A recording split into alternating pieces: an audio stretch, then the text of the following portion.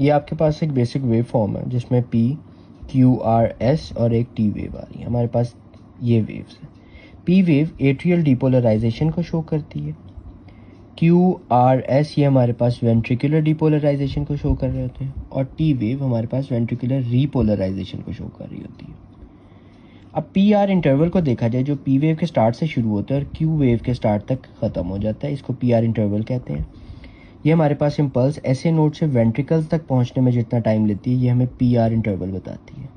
जबकि P R segment जो end of P wave से स्टार्ट होती है और स्टार्ट ऑफ क्यू वेव तक ख़त्म हो जाती है, ये हमें ए वी नोड से लेके bundle of his, bundle branch और वेंट्रिकल तक, ये जितना टाइम इसको वेव को यहाँ तक पहुँचने में लगता है, ये हमें पी आर सेगमेंट बताती है।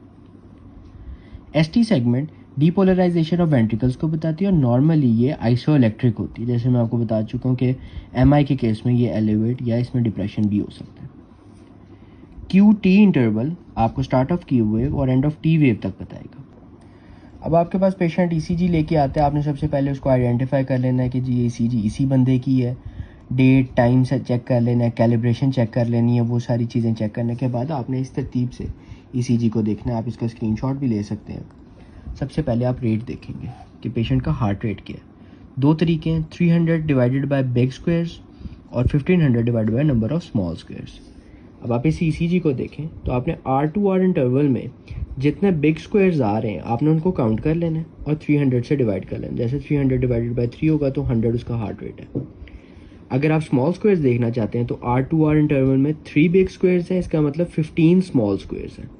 तो आपने 1500 को डिवाइड कर देना है नंबर ऑफ स्मॉल स्क्वायर्स से, तो हार्ट रेट आपका 100 आ जाएगा। ये आप इससे हार्ट रेट बता सकते हैं।